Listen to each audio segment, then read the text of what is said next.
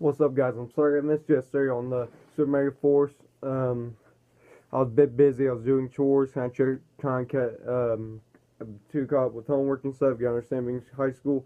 So yeah, let's continue this. This is part two of Super Sentai and Power Ranger comparison.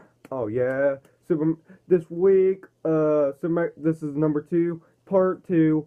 This week is Super Mega Force. Fuck us. And go Kinger. Okay, like I said, go Kinger kind of showed a bit more, like bit more people coming back. I've seen a lot of previous Rangers. I'm really excited. And now let's bring on the characters themselves. Okay. First of all, we have Pirate. His background story, AK Ranger, AK Red, fought for him. Basically whooped his butt. Basically helped him, like, basically died for him. He turned out being pretty good. Helped find other people. And, alright, he's been a pretty good Red Ranger. Alright, Troy, one thing that pissed me off that he freaking said was, Rangers never let go of their weapons. Do not let go of their weapons. I kept hearing that from Jungle Free episode. I was pissed. You understand? I was ticked off. Like, a Red Ranger should never say that. They should say, just try to fight without your weapons and keep going. Try your best. I've never heard that in my life. That we should never let go of our weapons. I'm like, not even the Super Sentai version even said that. I was ticked. How many guys were ticked off? That's the reason why he is definitely one of my worst Red Rangers. And I'm sorry to say it for you guys who like Super Mega Force. He sucks. Let's go on to the Blue Rangers. Joe was actually professionally trained by a person in sword fighting. He's actually a pretty good swordsman. Unlike Noah, we do not know how he knew how to sword fight. The only thing we know is that he's trained constantly, trying to get better too of swords play. We do not know that much about him in swords playing. So I just got to take it, Joe. Green Rangers, they're both really fall, but mostly we know that Green Ranger is very smart. He can fix up anything. He's like the brain of a group, and but he is lots of clumsy and lots of shooty.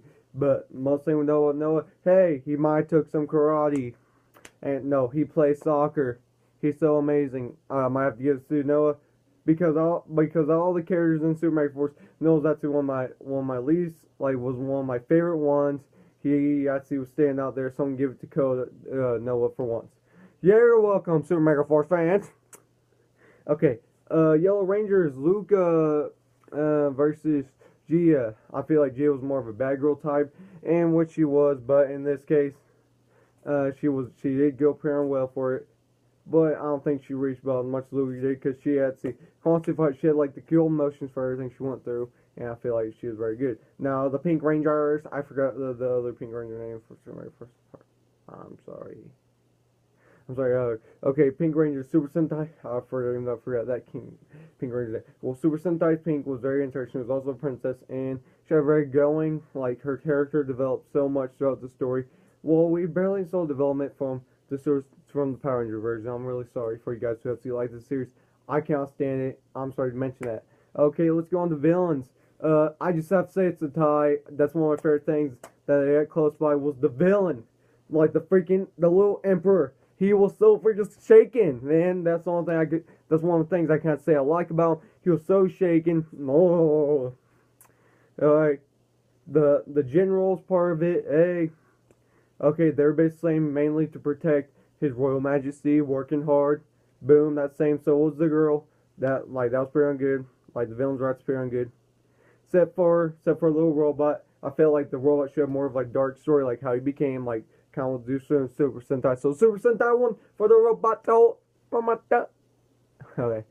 For basically like Ghostlight versus the robot. I'm gonna say Ghostlight did not explain much. I feel like the bird at least gave him some more explanation about where the treasure were. So I'm gonna say Birdie wins. Ghostlight, fuck you. Okay. So far we do not have anyone else that are actually apprentice of them. How the anniversary scenes went down. Can't stand that. Okay, I'm just gonna say how the final battles went. I have to rewatch certain episodes, and I'll explain some of that on part 3. Please, thank you, enjoyed.